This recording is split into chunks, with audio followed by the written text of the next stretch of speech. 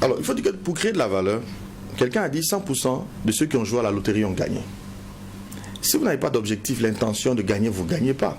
C'est parce que vous voulez gagner que vous savez que ça ne garantit pas le gain, mais ça augmente la probabilité de gain.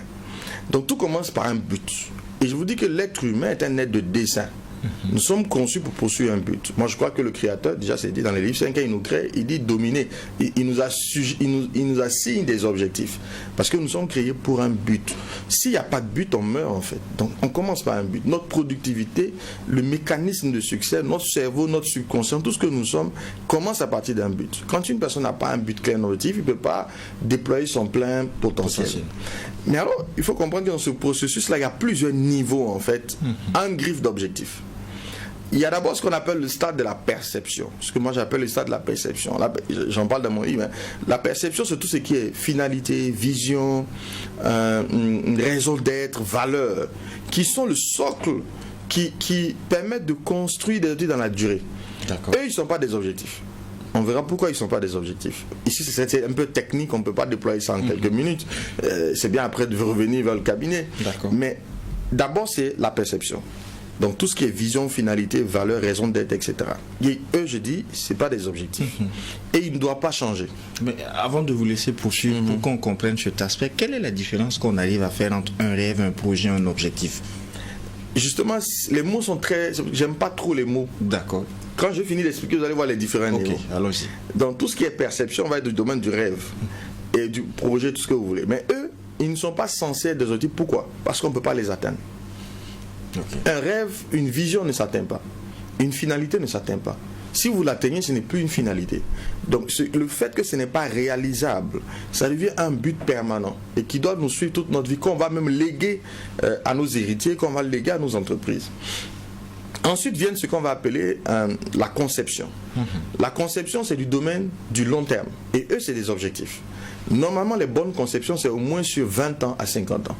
Ça veut dire qu'un individu doit s'asseoir et définir ce qu'il veut être dans 20 ans. Combien de personnes se projettent dans leurs 20 ans?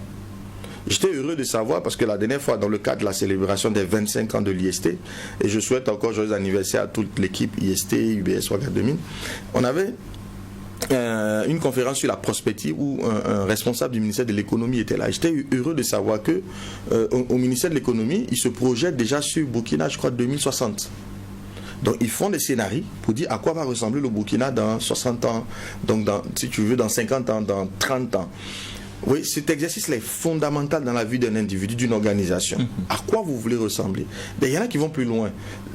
La projection la plus lointaine qu'on puisse faire en termes d'objectifs optimum, c'est sa mort. Définir à quoi va ressembler notre mort. Est-ce que quand on mourra, parce qu'on va mourir, qu'on le veuille ou pas, est-ce qu'on sera juste un épiphénomène, un instant sur cette terre-là, où on sera quelqu'un qui sera regretté? Est-ce que notre horizon funèbre, les gens qui sont à nos funérailles, on va tous à des funérailles, et le gars il meurt et puis on bavarde d'autres choses, quoi. C'est un non-événement. Pendant ce temps, il y a des gens qui meurent, et puis c'est comme si tout le pays était en deuil, parce que c'est une perte énorme. Donc quel genre de fin on a envie d'avoir?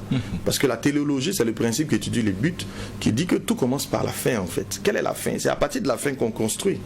Quand un architecte dessine une maison, il va à la fin. Voilà ce que la maison doit être. Et à partir de la fin, on commence à faire les fondations et on arrive. Donc il faut définir sa fin. Et l'objectif le plus lointain, la durée la plus lointaine, le temps le plus loin qu'on peut avoir, c'est le jour de notre mort. Et puis après, on passe dans une autre dimension, comme on dit. Donc il faut pouvoir avoir des objectifs de long terme. Et eux, c'est tout ce qui est conception. Et ils sont des objectifs SMART. Et après eux, on va avoir maintenant des tactiques, ce qu'on fait chaque jour, pour pouvoir atteindre justement l'objectif annuel, pour atteindre l'objectif de triennal si on veut, les 5 ans. Donc il y a une planification qu'on fait. Mais le point le plus éloigné, c'est la vision.